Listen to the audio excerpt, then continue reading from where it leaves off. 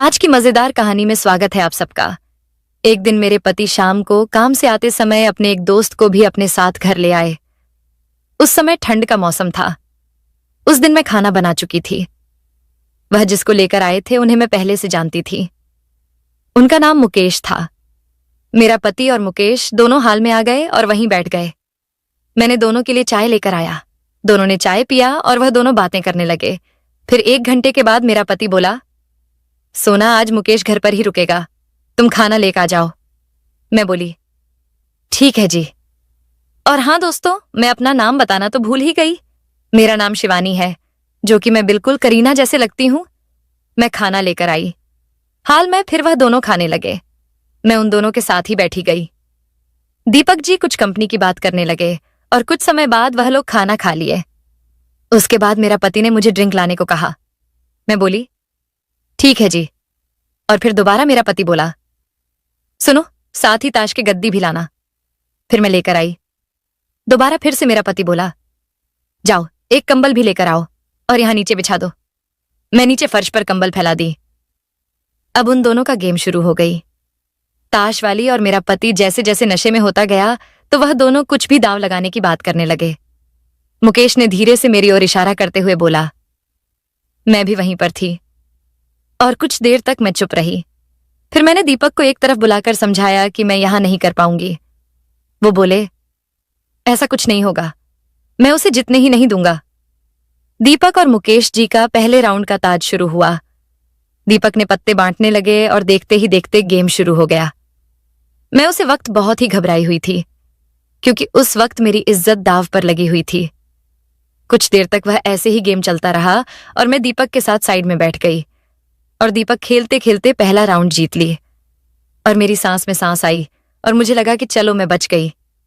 तभी दीपक बोले, मैं बोला था, मैं ऐसा कुछ नहीं होने दूंगा। तुम्हें मुझ पर विश्वास नहीं था ना?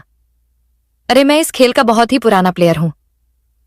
तभी यह बात सुनकर मुकेश बोले, अच्छा दीपू, ऐसी बात है तो ठीक है, चलो एक बार और फिर खेलते हैं। इस बार मैं बाइक लगता हूं दांव पर। अगर इस बार तुम जीते तो ये बाइक भी तुम्हारी। अगर मैं जीता तो इस बार भाभी जी सिर्फ अपनी साड़ी ही नहीं बल्कि पेटीकोट, साड़ी और ब्लाउज तीनों एक साथ ही उतरने पड़ेंगे। मैं मुकेश की यह बात सुनकर बहुत ही डर गई और मैं समझ गई थी कि वह अपनी हार को वापस जीतने के लिए गेम नहीं खेल रहे थे। मुझे साफ साफ दिखाई दे रहा था कि वह मुझे बिना पोशाक में देखना चाहते थे और वह मुझे दबाना चाहते थे और उनकी आंखों में मेरे लिए एक हवास दिखाई दे रही थी। मुकेश जी कंबल पर बैठे बैठे धीरे धीरे मुस्कुरा रहे थे, लेकिन मेरे पति को दिखाई नहीं दे रहा था। उन्हें सिर्फ मुकेश की बाइक दिखाई दे रही थी। फिर पति ने बोला, ठीक है मुकेश, मैं राजी हूं। मैंने दीपक को रोकने की बहुत ही कोशिश की, मगर दीपक नहीं रुका और उन दोनों ने खेलना शुरू किया। मैंने उन दोनों की दूसरी ड्रिंक पैक बना दिए। इस बार मुझे और बहुत घबराहट हो रही थी कि अगर मेरे पति नहीं जीते तो मुझे सब उतारना पड़ेगा। खेल लगभग से 20 मिनट तक चलता रहा और अचानक मुकेश के चेहरे पर एक हल्की मुस्कान आई और उन्होंने अपने पत्ते दिखाए। उनके पत्ते इस बार बन चुके थे और मैं दिमाग से एकदम रुक चुकी थी और मेरी धड़कन बहुत तेज धड़क रही थी। दीपक का चेहरा भी उतार चुका था। दीपक हार चुके थे और मुकेश जी वह खेल जीत गए थे। मुझे अब पता चल गया था कि मुझे अपने क्लोथ्स उतारने पड़ेंगे। फिर मुकेश ने मेरी तरफ मुस्कुराकर देखा और बोला, भाभी जी, आप अपना काम अब शुरू करो। मैं अपने पति को ही देख रही थी और अपने मन में सोच रही थी कि क्या किया जाए। दीपक ने धीरे से आंखों का इशारा किया कि उतार दो। मैं बहुत ही हिम्मत करके खड़ी हुई। दीपक और मुकेश जी मेरे सामने ही बैठे हुए थे। मैंने अपनी साड़ी का एक पल्लू बहुत ही शर्माते हुए नीचे गिराया और फिर धीरे धीरे मैंने अपनी साड़ी भी उतार दी। मैं अब ब्लाउज और पेटीकोट में थी, राजेश जी की। अब वासना में आंखें फटी जा रही थीं और वह मुझे देखने के लिए बेताब थे। तभी मुझे अचानक ध्यान आया कि मैंने पेटीकोट के नीचे तो पेंटी ही नहीं पहनी है। अगर मैं पेटीकोट उतार दूंगी तो मैं नंगी हो जाऊंगी। इसलिए मैं अपने कमरे में ऊपर जाने लगी। तभी मुझे मुकेश जी ने रोका और पूछा, भाभी जी, आप कहाँ जा रही हो? पहले आप अपना काम तो पूरा कर लो। फिर मैंने कहा, मैं 2 मिनट में आ रही हूं। फिर से मुकेश ने मुझे रोका और पूछा, क्या हुआ, आप कमरे क्यों जा रही हो? मैंने धीरे से उसके कान में बोला, मैंने नीचे पेंटी नहीं पहनी है, पेटीकोट के अंदर मैं नंगी हूं, इसके लिए कमरे में जा रही हूं। वह बोले, ठीक है, आप जाओ। मैं कमरे में आ गई और मैं दोबारा से नीचे आ रही थी और मुझे बहुत ही शर्म भी आ रही थी कि मुझे मेरे पति के कारण से नंगी होना पड़ेगा, वह भी मुकेश के सामने। फिर मैं नीचे आ गई। दीपक ने मुझे और आंखों से इशारा करते हुए पूछा, पेंटी पहन ली ना? मैंने भी धीरे से आंखों की इशारा से बता दिया, हाँ। और पहले तो मुकेश जी हमें ही देख रहे थे और बोले, दीपू क्या इशारेबाजी हो रही है आप दोनों में? तब मैं जल्दी से बोली, कुछ नहीं, बस यूं ही। तब मुकेश बोले, ठीक है भाभी जी, अपना काम शुरू करो। मैं बिना कुछ बोली ही अपने ब्लाउज के हुक खोलना शुरू कर दिए और धीरे धीरे सारे हुक खोल दिए। मेरा बेल हाउस खुला चुका था और मेरी लाल रंग की ब्रा उसमें से अब दिखने लग गई थी। मैंने अपना ब्लाउज उतारकर बेंच पर रख दिया और फिर मैंने अपनी पेटीकोट की डोरी पकड़ी और उसे भी खींच दिया। पेटीकोट भी नीचे जमीन पर गिर गया। मैं सिर्फ ब्रा पेंटी में रह गई। मुझे अब खुद पर शर्म सी आ रही थी। मैं गैर मर्द के सामने थी और वह मुझे घूरते जा रहा था और मैं कुछ नहीं कर सकती थी। मुकेश जी मुझे ही देख रहे थे। मुकेश जी 5 मिनट तक मुझे देखते रहे और मैंने अपनी दोनों आंखें नीचे झुका ली थीं। तभी मेरा पति बोला, ड्रिंक। मैंने फिर से दोबारा दोनों को ड्रिंक बनाकर रख दिया और फिर दोनों ने अपना चौथा ड्रिंक भी खत्म कर लिया। तभी मुकेश जी बोले, मुझे अच्छा नहीं लग रहा कि भाभी जी ऐसे मेरे सामने इस हालात में खड़ी है। मैं चाहता हूं कि वह अपनी सड़ी दोबारा पहन ले, लेकिन आपको दोबारा खेलना पड़ेगा। खेल? अगर आप जीत गए तो? पर अभी के लिए भाभी जी आप कपड़े पहन सकती हैं। और हां, अगर हार गए तो भाभी जी को तो अब पूरी तरह से नंगा होना पड़ेगा। दोनों काफी नशे में हो चुके थे और मेरे पति को बिल्कुल होश नहीं था और उनकी जुबान भी अब लड़खड़ा रही थी धीरे धीरे और आंखें भी भारी हो चुकी थीं, गर्दन भी नीचे झुक चुकी थी। फिर मुकेश जी बोले, अगर तुम जीते तो अभी 500 तुम्हारे अकाउंट में। उनकी वह शर्त सुनकर मेरा पति मान गया, लेकिन मुझे बहुत गुस्सा आया। वह अब खेलने के हालात में नहीं थे और फिर खेल शुरू हुआ। इस बार फिर से मुकेश के चेहरे पर एक रौनक आई। अब मुझे खुद का होश नहीं था, इसलिए मैंने भी एक पैग खुद ले लिया ताकि इस भेजती को आराम से सहन कर सकूं। खेल चलता रहा और तकरीबन 15 मिनट तक खेल चलने के बाद दोबारा फिर मुकेश जी गेम जीत गए और अब वह बोले, मैं जीत गया हूं। यह सुनकर मेरी तो होश ही उड़ गई। मुकेश जी जोर से हंसने लगे और बोले, भाभी आप सारे कपड़े भी उतार दो, आप अपने फील्ड का दर्शन करवा दो। मैं नजर झुकाए अपना हाथ पीछे लेकर गई और धीरे से दोबारा ब्रा खोल दी और मेरी ब्रा लूज हो गई और नीचे को लटक गई। मैंने अपने दोनों कंधों से उतारकर साथ वाले टेबल पर रख दी। फिर मैंने अपने दोनों हाथ से पेटी भी उतार दी। अब इस वक्त मैं अपने पति की कारण से गैर मर्द के सामने बिल्कुल नंगी खड़ी थी। मेरे बदन पर एक भी ब्रा नहीं थी। शीशे की तरह बदन पूरा चमक रहा था।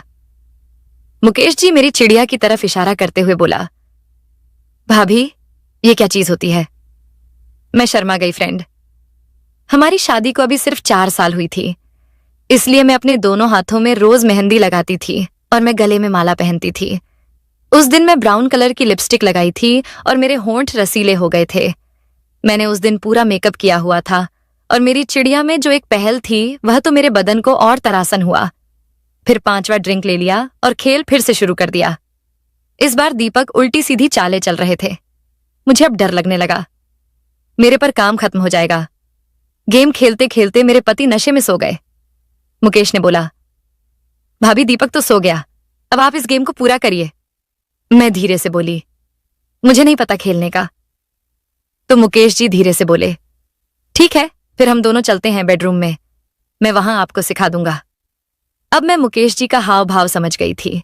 फिर मुकेश जी मुस्कुराने लगे और मेरा चेहरा उतरा जा रहा था। अब बिल्कुल मुझे पता चल गया था कि अब मेरी पिच की खुदाई होने वाली है, जोरदार वाली, वह भी एक पराये मर्द से। और मेरा पति बिल्कुल गहरी नींद में सोए गए थे। मुकेश जी उठकर मेरे पास आए और बोले, चले कमरे में। मेरी सर नीचे झुका हुआ था।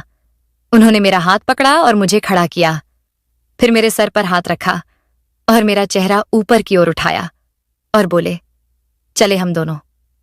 मैं बहुत ही डरी हुई थी। अब हम दोनों बेडरूम में जाने लगे। तभी मुकेश जी ने मेरी जुल्फों को मेरी कमर के पीछे किया और मेरा हाथ पकड़कर मुझे रूम में ले जाने लगे और मेरे सारे कपड़े नीचे हल रूम में ही पड़े हुए थे मुकेश ने मेरा हाथ पकड़कर मुझे वैसे ही हालात में मेरे बेडरूम तक ले आए। हम दोनों मेरे बेडरूम में आ गए। हमारे बेडरूम में आते ही उनका विकेट खड़ा हो गया और मैं भयानक खिलाड़ी के पास खड़ी थी और धीरे से मुकेश ने डोर ठहरा दिया। उस समय रात के लगभग 1 बजाने वाला थे। फिर मुकेश जी मुझे बेड की ओर ले जाने लगे। हम दोनों बेड के पास आ गए। हम दोनों में सिर्फ 1 से 3 इंच का फैसला होगा। अब हम दोनों की निगाहें एक दूसरे के साथ टकरा रही थीं। वे मेरे बालों को दोबारा से मेरी कमर के पीछे किया और बोले, मेरी आंखों में देखो। मुकेश जी ने मुझे बोला। फिर पता नहीं क्या हुआ। दोबारा बोले, भाभी तुम आराम करो, मैं जाता हूं। और वे उठकर जाने लगे और वह दरवाजे के पास पहुंचे ही थे। मुझे ना जाने क्या हुआ। मैं बेड से उठकर उनकी पीठ से लिपट गई। अब मैं खोने जा रही थी। मुकेश जी बोले, भाभी ये सब गलत है, आपके साथ मैं मैच नहीं खेल सकता। फिर मैं मुकेश जी से बोली, गलत मेरे साथ तब हो रहा था जब मुझे मेरे पति खेल रहे थे और आप भी उसमें मौजूद थे, मगर अब मैं खुद चाहती हूं कि आप मेरे फील्ड में खेलें और मेरे पिघलते हुए ओवन को आप छोड़कर जा रहे हो।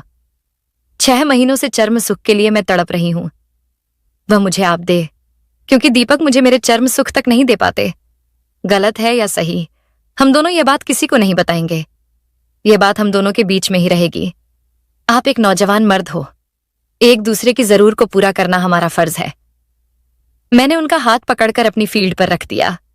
मुकेश जी ने मुस्कुराते हुए मुझे अपनी बाहों में उठा लिया और बेड पर ले जाकर पटक दिया और बोले, भाभी जी आपका फिगर 1 नंबर का है, आज तो आपको फील्ड में बड़ा घोड़ा रेसिंग करेगा। फिर पूरी रात मुकेश जी ने हर पोजीशन में अपने घोड़े से रेसिंग किया और मेरे पतिदेव जी बाहर ही सो रहे थे। दोस्तों, अगर यहां तक आपने कहानी सुन ली तो वीडियो को लाइक और हमारे चैनल को सब्सक्राइब करें। अगली कहानी और भी मजेदार होने वाली है। तब तक के लिए बाय बाय दोस्तों, मिलते हैं अगली कहानी में।